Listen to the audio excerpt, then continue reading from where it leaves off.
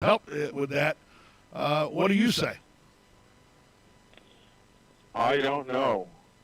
I'm just an old guy that knows that some sort of solution has to be made, but it's beyond my pay grade, as they say. And what affordable housing. Thanks for the call, Jim.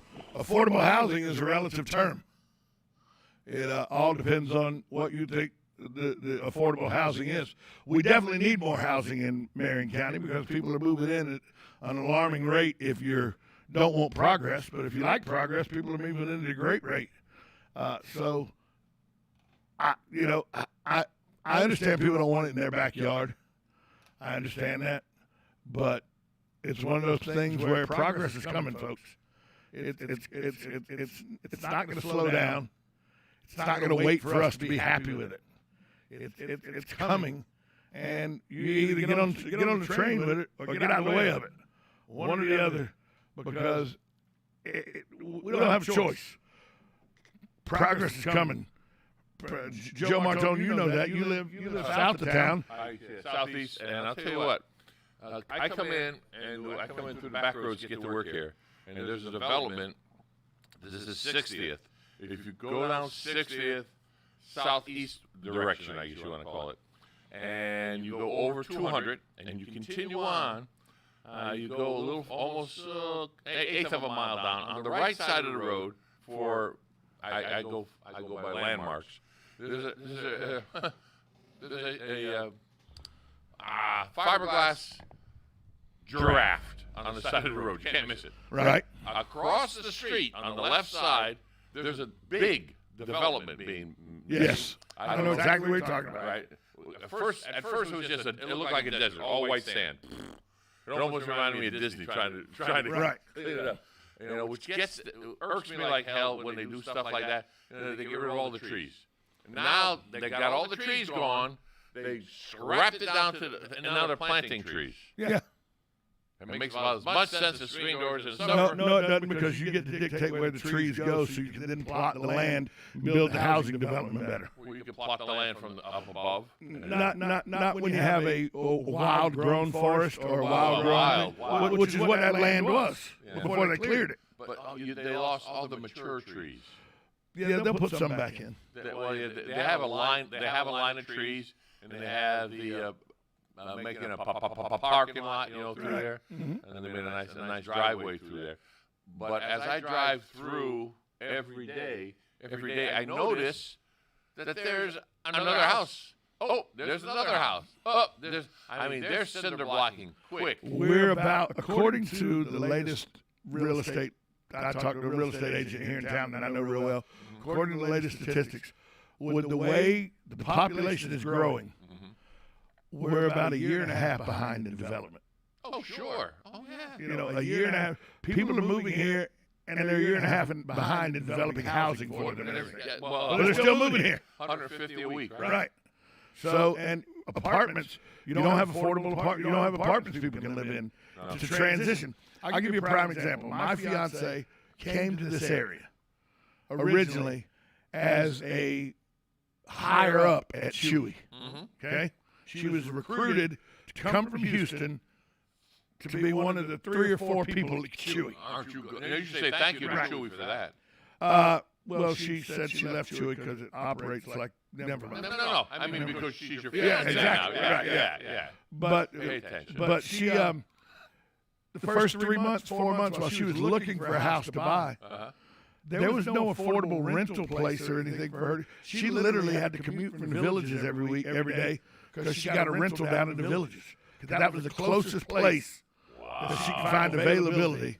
And she had some challenges. She had a dog and stuff. So I'm surprised the villages was accommodating. Yeah, but that was well. I think she rented a house to people that were snowbirds, and they were there half a year and gone half a year. So she was able to do a lease like that. But she would have did a 9-month lease or a year lease with someplace here. Sure. But every place she looked was garbage. Well, or it was full and you go on a waiting list. I'm looking at now these I'll call them stick-built homes that are being done. That's an old term, but because it's all cinder block in Florida, 90% of them. I'm surprised we're not getting more of the steel modular homes coming in that have been converted. And they just, Well, you know, and they just drop funny it. you should say that. I talked to a guy who develops stuff like that. We'll get into that after this phone call. Okay. Good morning. You're on Ocala Talks. Yeah, good morning, you guys again. Say, Tom, I live over here on the northeast side. You know where we are, Yeah. where they're building a new Publix. Now, I had heard that on 36th Avenue, 35th Street, in that big vacant area, they're going to be putting around 300 homes. Did you hear anything on that? There is a proposal to develop that to put some housing there, but it's still in the stages where it's got to be approved by the county commission and everything. But yeah, there is a group that is looking to develop that corner of land at the corner of 36th Avenue and 35th. If you're at the red light going north, at that red light, Cahadjo Park would be to your right.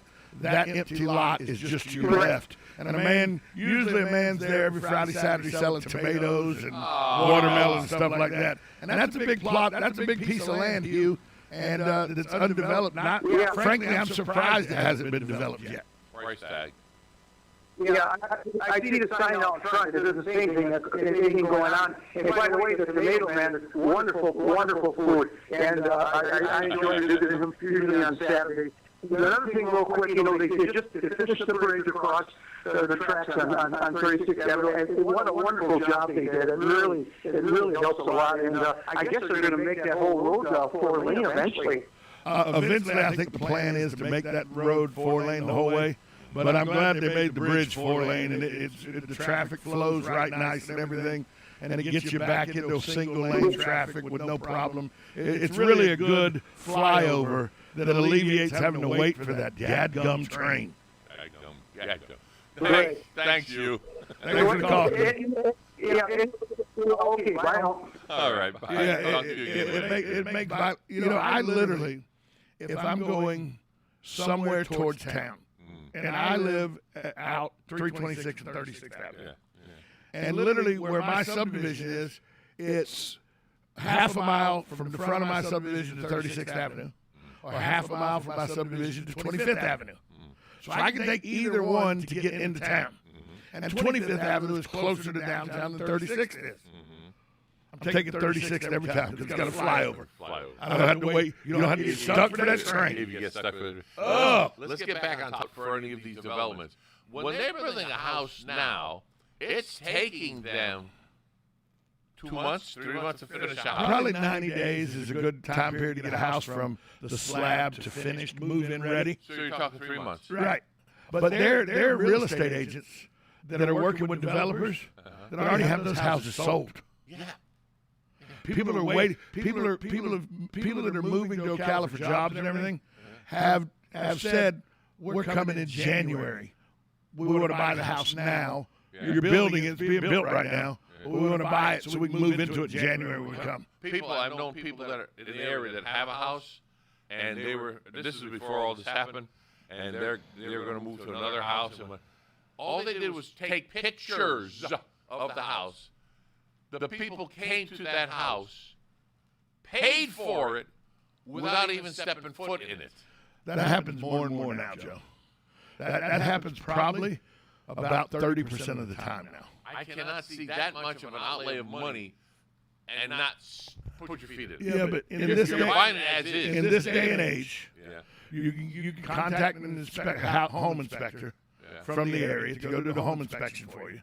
Yeah, I guess. Because I'm in the video production business. Believe me, I know this. Yes. You can get a walkthrough now that is cinematic quality, Oh, yeah.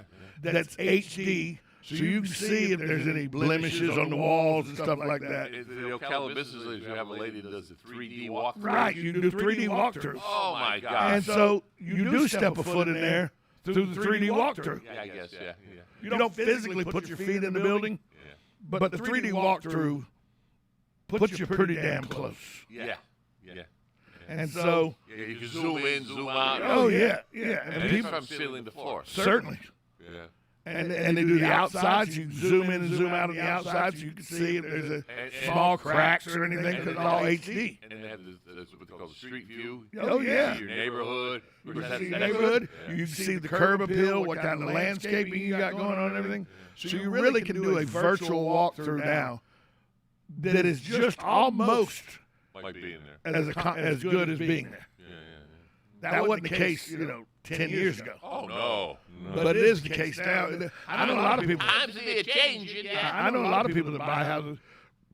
I had a friend of mine bought in Atlanta. He moved from Miami to Atlanta. He was from Atlanta originally, moved to Miami. Then when he moved back to Atlanta, him and his wife watched a virtual tour about 6 months ago. 1.3 million. And they had never set foot in the building. He's happy as a lark with his house. He says it's perfect. Nothing wrong. This building inspector, the home inspector did the home inspection and everything. 1.3 he paid. And the first time he set foot in it was when the moving truck showed up, unloaded his furniture. Wow. How about that? Well, I'm Doesn't even have keys because it has a keyless entry on the front door and back door. So he doesn't even have keys to his home he paid $1.3 million for.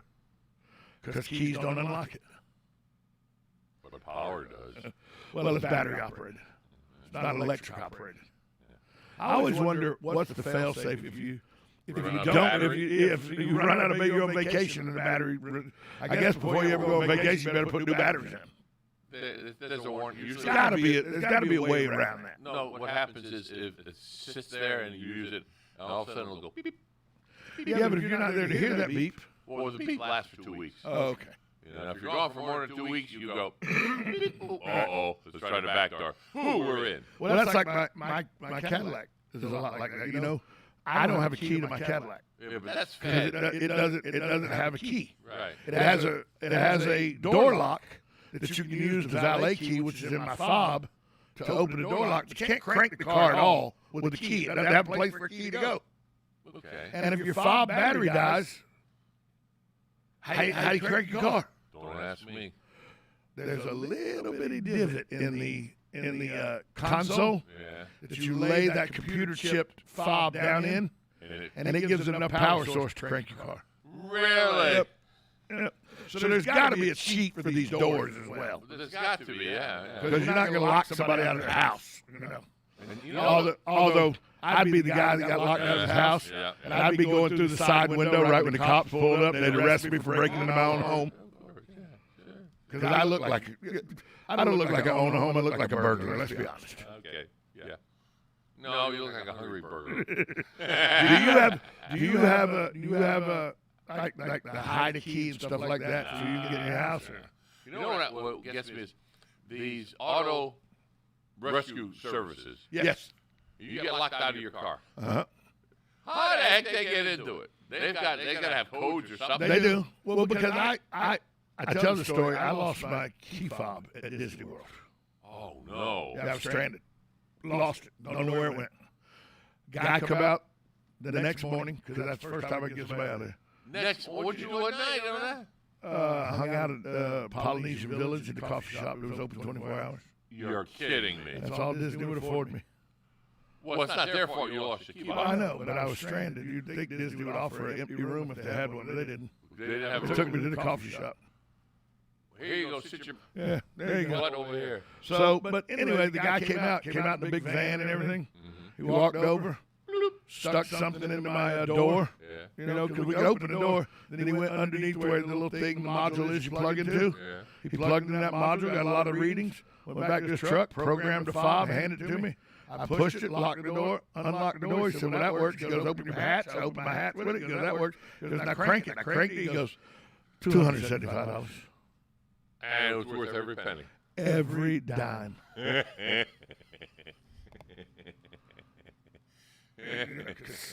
What are you going to do? Got to get a key. Live at Disney for the rest of your life. Should have thought of that. See? Should have thought of that. You could have moved there. You could have worked there. You could have lived there. Everything. And they pay $15 an hour. At least.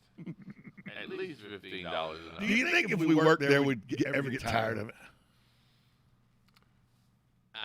Many years. It would take a few years. It would take a long time for me to get tired of it. Yeah, it would. Well, you're not. You know what? First of all, if you work there, you enjoy the parks at two different levels. Right. You get to enjoy it as a person, and you get to enjoy it as a cast member. And the cast member is when you're working there, and you become a You people get watcher. it this way or this way. Yeah, with two fingers. Yeah. But that's a whole other story. Well, you know where I tell them I need to work. Where do you need to work, sir? ESPN Zone. Why? Radio booth. Yeah. You never know. Disney, and I don't know if I'm talking out of school or not, but Disney posts their job online. Right, they do. But that is only a fraction of the actual jobs that are available. You go in for your interview. They'll give you your interview. They'll talk to you. They're very cordial. I mean, Right. Very, very cordial people. And they'll ask you, well, why did you apply for this certain job? And you tell them why. And then they'll say, most likely they'll say, that's a good job, but you seem like you would fit better in a different job. Because they know. They know the job that's there.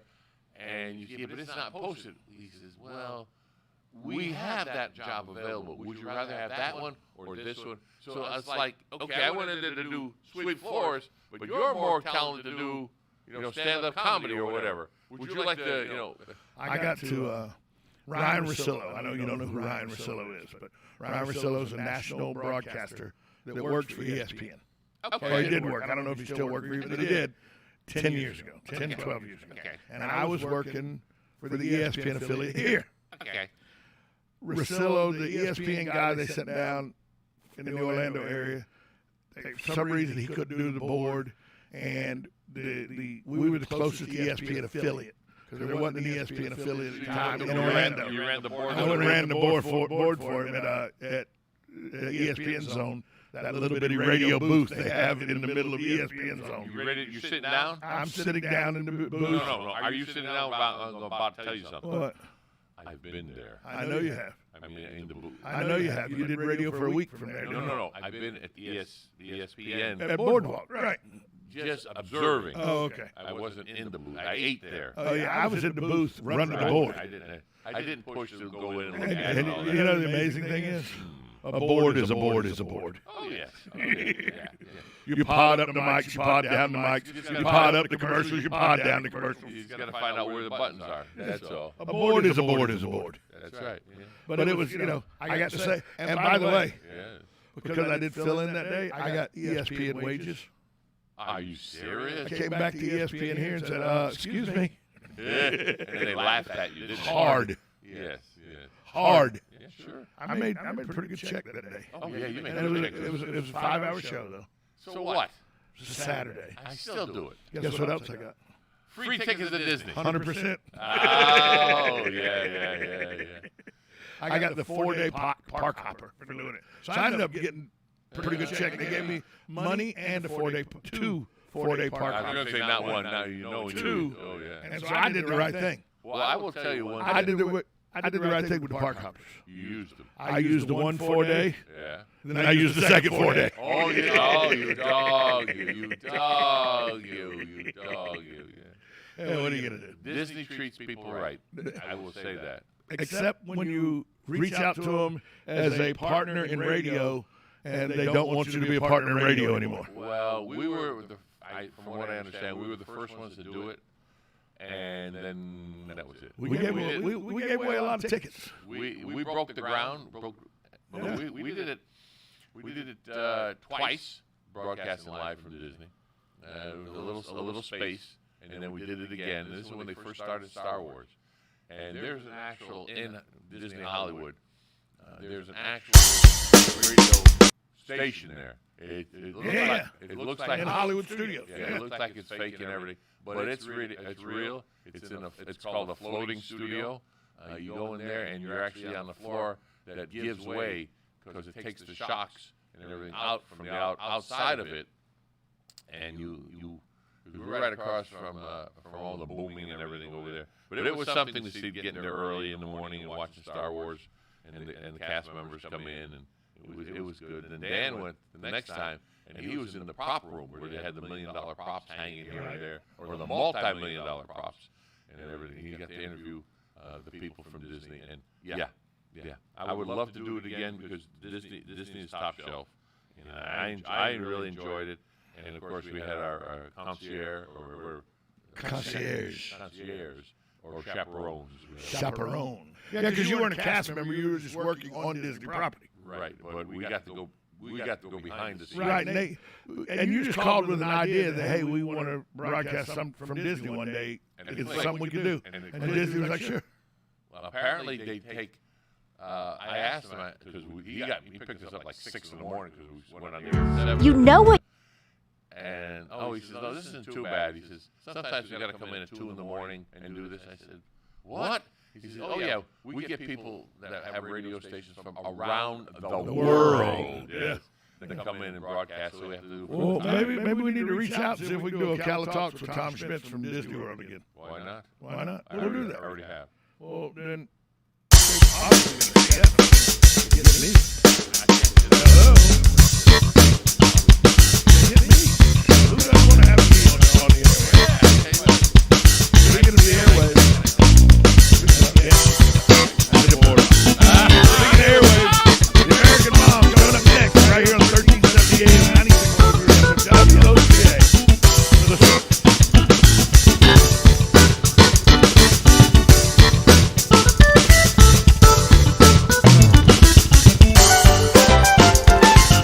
Broadcasting from the Ocala International Airport, this is WOCA AM, W242CA FM, Ocala, 1370 AM, 96.3 FM, The Source. What you need to know about backyard plants for making your property more private. That's coming up on This Land of Ours. For generations, we've worked the